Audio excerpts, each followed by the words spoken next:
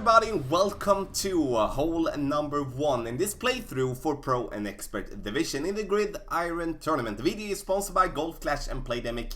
Let's go. First and foremost, you're going to see me playing this one for 7 rings with a quarterback, or with half a ball of curl to the left with some side spin and top spin. The thing that I do here is that I do want to just lay up and make a very conservative and easy drive.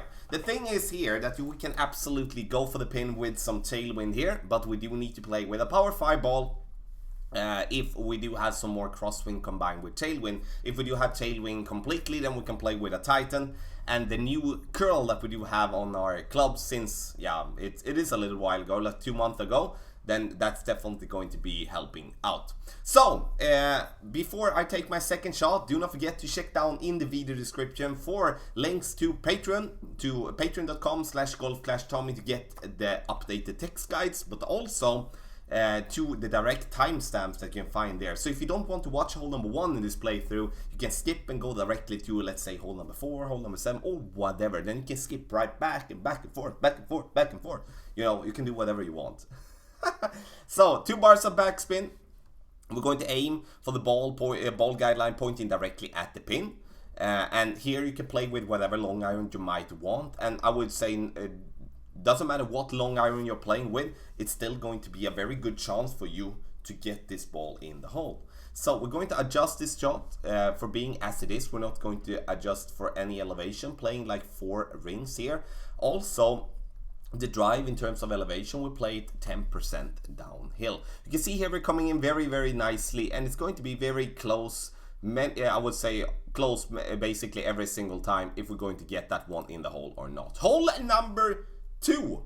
And hole number 2 is going to be a short par 4. And this short par 4, if we do get some tailwind, then we need to get this one in the hole for an eagle. That's just how it is. That basically the game plan when going in, or at least the rule by going in, that if we don't get the eagle on this one, if we do have tailwind, then it's definitely going to be seen as we're going to lose a shot towards our opponent. And that's not something that we do want to do. It is not an easy hole, and there is a couple of things to think about. First and foremost, we need to play this one an over adjustment with 15% because it's downhill. Then we play with a power 3 ball always. If we do have a power 4, power 5 ball, then we can play with that as well. It would just help us. Max side spin and 3.5 bar backspin when we do have some crosswind combined with tailwind. The thing here, as you could see here, when I stretch out my club, you could see the tip of the ball guideline pointing down into the sand. Of course, that's no problem. As for, we're going to have some tailwind because we're going to overpower, but also we're going to have an extended ball guideline due to the tailwind. So we're going to get a longer bounce than expected.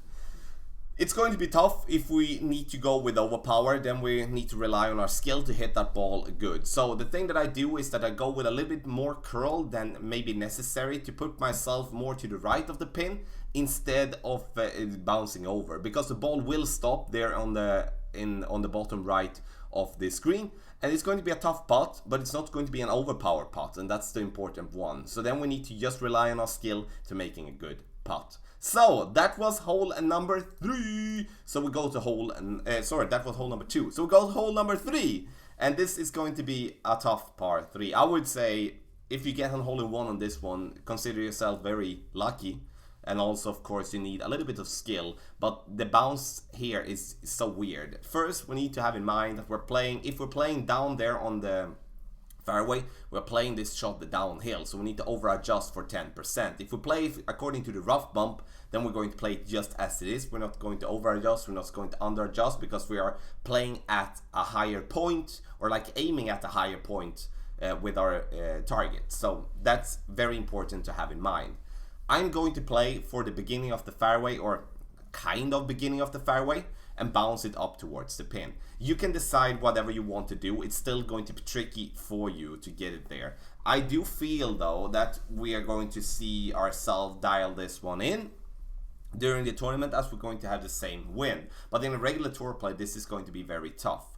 I use 2 bars of backspin when I play this one in crosswind. If I play this one in headwind, I don't play it with any spin. and I do play it in tailwind. I play it with 4 bars of backspin. That's my standard when I play from second tee. 1 bar side spin to just compensate for the extra push we're going to get there to the right. And the thing is here, you can see here with the bounce, as we're going to bounce in an uphill position, and the same is for the green. So if we just go short, this ball is going to fall back down and going to have a wedge that is going to be around 50 yards. And that's not something that we do want to do. But it's always lovely to get a hole-in-one. But again, I say it once again, if we do get a hole-in-one, we have had a little bit of luck with that one. Of course, skill, but it is a little bit of a lucky par 3, and therefore it's not going to be that many hole-in-ones. There's going to be more pars than it's going to be hole-in-one. That I can almost bet something on. So I'm playing here with 5.5, 6 bars of topspin with Apocalypse level 4, 2 bars of side spin to the right. The thing is here that we do have some tailwind, then we can play over to the left side here on hole number 4. If we do have any form of tailwind, we're going to do that. If we don't have tailwind, then we're going to play on the right side, and we're going to lay up as close to the top as possible, and then we're going to have a short iron towards the pin, or a long iron if we do go a little bit short with our drive. Slight overpower. And the ball is coming in very nicely here. Bounce here on the platform. Second bounce on the second fairway over the bunker. Roll! Come on! And we get out there to the fairway. That's so important. And this is going to basically lock in the eagle. It looks very tricky. And it is tricky to make this shot. The thing is that there's 3 things I would like you to think about. First, we need to over adjust our shot for 10 to 15%. Then we do need for the second time, for the second part, we do need to pack clubs that when it comes to short iron, long iron, we need to pack with backspin. The reason for that is if we go right side, I'm going to approach the pin, the green is going to be very small, and therefore we do need backspin.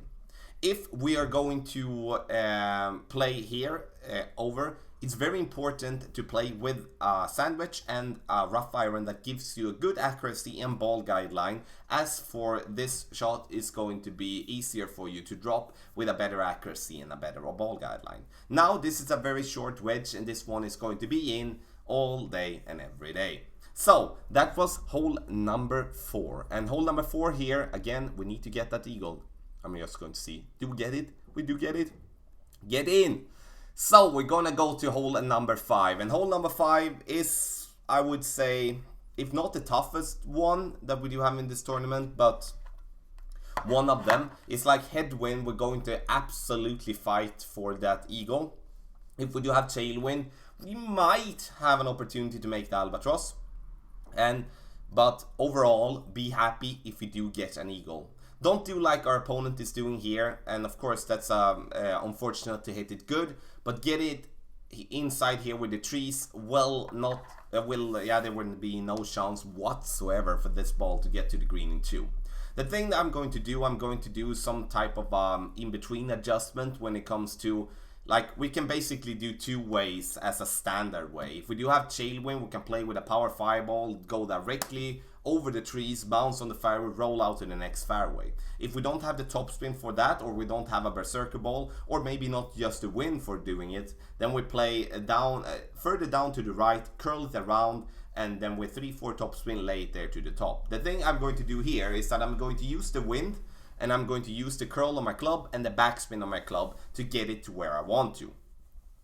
And the thing is here that we do want to get as close there to the top as possible on the fairway to be able to get this ball nicely to the green without having to overpower. Now we have at least 15-20 yards that we could gain more, and those 15-20 yards we do need. That's very important. Or like, if just 10 more yards is going to be good. But I think that is the approach that I'm going to take if we're going to have like in-between wind, like in-between tailwind, crosswind, when we cannot really see ourselves driving over the trees very good all the time. So, but that also makes that when we get up there where we are today, not today, but right now here on the fairway, it's going to be very crucial for us to have a club with a lot of distance. So the sniper here is absolutely the wrong club. We do want to play with the big dog, or we do want to play with the cataclysm. because you can see the sniper has around, now I don't have the numbers in front of me, but has around 12 to 15 yards less distance than the big dog, and we could really need that now. So the thing that I'm only going to focus on is that I'm going to try to double bounce it before the rough over to the green and make myself having a putt for the eagle. I'm not going for the albatross here. From this distance I'd never do, because it's too tricky. It's too many obstacles in front of the pin, and the green is very weird. And therefore just getting it to green here, locking in the eagle, is going to be so important, as many of your opponents is going to make birdies on this one sometimes, especially if you overplay it. So again, play it conservative if the wind doesn't allow you to do something else.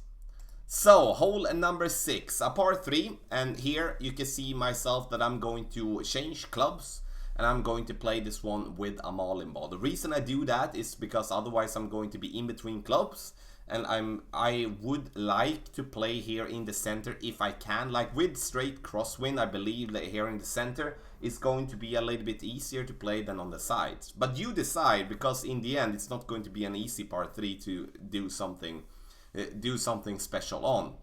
The problem I have here now, when I do have some headwind, is I have to adjust up into the sand, and that's never something that we do want to do. So if that is going to be the case, we need to play on the side. Also, if we do have tailwind, we also need to play on the side, because we're otherwise going to be in the club on the other direction, like from the long iron to the wood club, and we would never want to risk something like that, because that could mean that we could screw up the complete hole. We need to make an over adjustment of 10%, and that is because we're playing downhill, so we need to add to our adjustment. Very important. And once again, this is not going to be a par 3 where we are going to see a bunch of hole-in-ones. We're going to see some birdies, absolutely. The majority is going to make birdie, as the sides there are very forgiving, as it push the ball up to the green in both directions. So that is going to be just so important to have in mind. Our opponent gets up there, no problem, and we both get a birdie. Now we come to another tricky hole. Oh my god, so many tricky holes. And I'm going to play it on the right side. Play it aggressively this time, because I do not like the position I'm going to be at if I lay it up short, or I'm going to try to lay it up on the left side. Well, I'm going to come to that later. Around 5 bars of side spin to the right with 1 bar of backspin where we do have tailwind. We could play with half a bar of backspin if we want to, but I like to play with full bars instead of trying to play with half a bars and stuff like that. Easier to remember. We need to make an over adjustment with 5% on this drive. Very important. And from this position here, we're definitely going to have a shot for the pin, even though it's going to be very tough. You can see there that we do have a very tiny spot to play on. And that is going to be the tricky part with this hole, is that if you do not feel comfortable on playing at that spot, then you need to lay it up on the left side, or you need to play it on lay it up on the right side short. But I would say, like, if you go left side, you're going to have such a hard time to get that ball directly to the pin, because again, the green is very small. So the pin is going to be very hard to approach, and then it's going to open up a possibility to rough bump, and that rough bump is very weird, as you don't have much room to hit the rough, and if you do hit the wrong spot, you're going to get stuck in a bunker, because it's a bunker rough type. So I would definitely see you playing right side, try to dial that one in, but I have total respect for those of you that might not feel that is going to be the way for you to play. But then have in mind, if you play left side, you just need to lay up and be okay with that this is going to be a birdie all the time, as it's best, as getting it in the hole from that distance is going to be tough. For the second shot, I want you to over adjust your shot for 10%, and that is going to be important. I'm going to go with a little bit more than 2 bars of backspin, and the thing that I want to achieve here is that my second bounce should just be in the top rough. so I can't see the ball guide line rolling out. And that is because we do have some tailwind, and we need to really pay attention to the extended ball guide line in this matter, which is not going to be much, but it's going to be enough for the ball to be pushed over the rough just there, and then we're going to roll in and we're going to take the eagle. And that is going to be the same if you're going to play with headwind. Then you need to pay attention to that as well, that you need to aim further up or with less backspin, so you give the ball room to stop. So now we go to hole number 8, and this is going to be the easiest hole in the whole tournament and one of the easiest par 3 that we have in the whole game. If you're not within like 3-4 yards in this hole, consider that as being a very poorly shot, as the green is very helpful with the ball rolling down towards the pin. I'm going to play with backspin. It's going to be my way to control and try to dial that one in. Sure, we can bounce it on the fairway up there, but in the end we do have a bunker on the left, so if we do have a crosswind left to right, once again I do believe going directly to the green with a bunch of backspin is going to be good. In tailwind, I would suggest you to play with the Guardian if you do want to go with the backspin approach. If we do have crosswind or headwind, you can play with whatever wood club you want, like, not whatever wood club. We do still need backspin, but I would say the sniper was what I meant. In this type of headwind, we can basically play with whatever wood club we want. Now I'm playing with a Cataclysm level 6. You can see the backspin here basically being the sniper maxed out, maybe a little bit more. But once again, with headwind, the ball is going to have the ball guide line is going to be so compressed that the ball is basically just going to die when it hits the green. I'm going to over adjust this shot for 10% as we're playing it downhill. That's basically the most important part for this shot in general. So we're aiming up there on the top. I'm going to take the shot. Great shot to the left, of course, not going to be helpful. We're going to lose distance. And the thing that I do want to do is that I do want to get to the top right of the fairway there, sorry, with the green, where the green starts to slope down, to get the speed to fall down, get the ball to fall down towards the pin. Now, last but not least, we're going to take hole number 9 of the Juniper Point, also a very tough par 5. And if we do have headwind, we are going to see a lot of birdies and very few eagles. The reason is that is that we cannot reach over either rough on either left side or right side.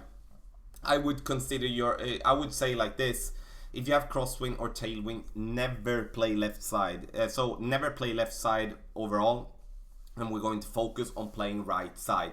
And that is that we're going to try to bounce over the rough. Worst case scenario, might get use and bounce it in like fairway, then in the rough to roll out on the second fairway. If we cannot do that, then we're going to have to lay up. So if we do have some tricky wind, those that do have an Apocalypse level 5, 6, 7 is going to have a huge advantage on this particular hole. Then you maybe wonder, can we play with big topper? Yes, we can, but in headwind that's not going to help anyway. We're still going to lose distance, and so we're going to stick with the club that gives us the most distance combined with the most topspin. I lay up here, and the last part with the drive is that we do need to over adjust our drive with 20%. That's very important, as well, as we're otherwise going to be most likely all over the place if we forget to adjust for the elevation. So now we do have a second shot, and we're still going to have, if we do have headwind for the drive, we're going to have headwind for the second shot as well. And then it's just important for us to try to get as far as possible on the third fairway. So we're going to bounce over the next piece of rough here. You can see as well I'm playing with a power 3 ball. I forgot to say that. That's also very important in my opinion, to play with the ball that gives you the most distance and wind resistance if you play it in headwind. Otherwise, I could consider myself playing with a Titan or even with a Berserker if we would be having a tailwind or a tailwind / crosswind. So I'm going to just go max top and 3 bar side to the left and just aim up and drive it over, or like play it over so it rolls as far as possible. That's just going to be my game plan here, and then focus on the third shot, which is going to be an opportunity with either the wedge or with a short iron. So you can see there we took a look at the fairway there on the left, and once again I really don't see the point in playing on that fairway. I think it's going to cause more trouble than it's going to give you advantage. So therefore I'm going to play right all the time. And now from the third shot we're going to have, you can see there we do have a very strange green to work with. It slopes a little bit right, left and center, I would say. So the dunk is going to be absolutely in play here. And you know, then we need to dial that one in, and that's of course possible to do. I hope we're going to get wins so we don't have to try to dial in an approach shot like this. But it is definitely going to be possible. Our opponent does something that he laughs at it himself at least. That was a little bit strange. So now I'm going to go for the dunk, and the dunk is always going to be like, yeah, we need to dial it in. We need to know how much we need to adjust with our wedge. And when I played this shot, I definitely wasn't that good in terms of dunking, so it was more like feeling wise. But like with a 5 miles per hour, this should be a possible, but I would love to have the thorn instead. The important part is to use max backspin when you dunk always, so you make sure that you are, as in the worst case scenario, on the fairway very close to the green when the ball is done rolling. So ladies and gentlemen, this was the playthrough for Pro and Expert Division in the Gridiron Tournament. Have in mind that this is not going to be the tournament win. We don't know, or I don't know, what tournament win it's going to be. And we're going to find out on Monday when the tournament starts. And therefore, there's going to be a new playthrough during Monday. Monday and Tuesday is going to be for all the divisions, Rookie, Pro, Expert and Master. And I'm going to go through them with you in a playthrough there. Do not forget to check down in the video description. Check out patreon.com/golf-tommy for training sessions, text guides and much more. Video here is sponsored by Golf Clash and Playdemic. I would like to wish you the best of luck in the Gridiron Tournament.